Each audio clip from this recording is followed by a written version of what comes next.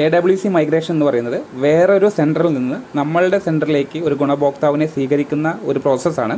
ഇത് നമ്മൾ ചെയ്യുന്നത് മോർ എന്നുള്ള ഓപ്ഷനിൽ AWC മൈഗ്രേഷൻ ക്ലിക്ക് ചെയ്ത് കഴിഞ്ഞാൽ അവരുടെ മൊബൈൽ നമ്പർ, അംഗനവാടിയിൽ രജിസ്റ്റർ ചെയ്തിട്ടുള്ള മൊബൈൽ നമ്പർ കൊടുത്ത് ആ OTP ഗുണഭോക്താവിൽ നിന്ന് സ്വീകരിച്ച് എൻ്റർ ചെയ്യുമ്പോൾ ഇതുപോലൊരു മെസ്സേജ്, ഒരു പുതിയൊരു വിൻഡോ ഓപ്പൺ ആയിട്ട് വരും. ഇതുകൊണ്ട് പൂർണ്ണമായിട്ടും ഈ പ്രോസസ്സ് തീരുന്നില്ല.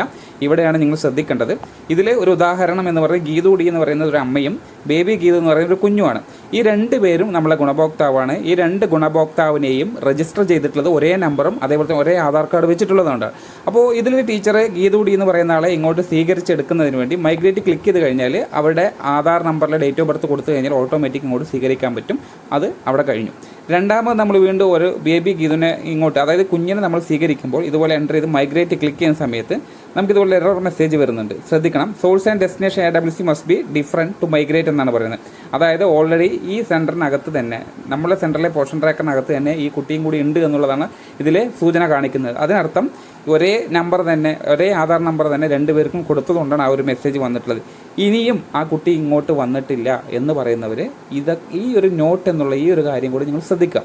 ഇതിൽ പറയുന്നത് beneficiaries with unverified Aadhaar number cannot be migrated, please get Aadhaar number verified from the AWC where the beneficiary belongs. അതായത് ഇതിൽ പറയുന്നത് ഈ കുട്ടിയെ ഇങ്ങോട്ട് സ്വീകരിക്കാൻ കഴിയാത്തതിൻ്റെ കാരണം ഇവർ പറയുന്നത് ഈ മെസ്സേജ് പ്രകാരം നിലവിൽ ഏത് സെൻറ്ററിലാണ് ആ കുട്ടി ഉള്ളത്, അവിടെ ആ കുട്ടിയെ ആധാർ വെരിഫൈ ചെയ്തിട്ടില്ല.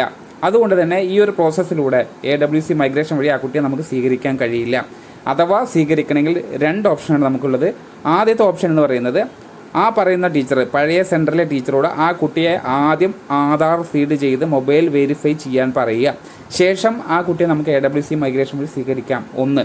രണ്ടാമത് ഇത് നടന്നില്ല എന്നുണ്ടെങ്കിൽ നമുക്ക് ആ കുഞ്ഞിനെ ന്യൂ രജിസ്ട്രേഷൻ വഴി അമ്മയുടെ ആധാറും അമ്മയുടെ ഫോൺ നമ്പറും വെച്ച് ന്യൂ രജിസ്ട്രേഷൻ ചെയ്ത് നമ്മൾക്ക് ഇതിനകത്തേക്ക് കൊണ്ടുവരാൻ കഴിയും. ഈ കാര്യങ്ങൾ ടീച്ചേഴ്സ് പ്രത്യേകം ശ്രദ്ധിക്കണം.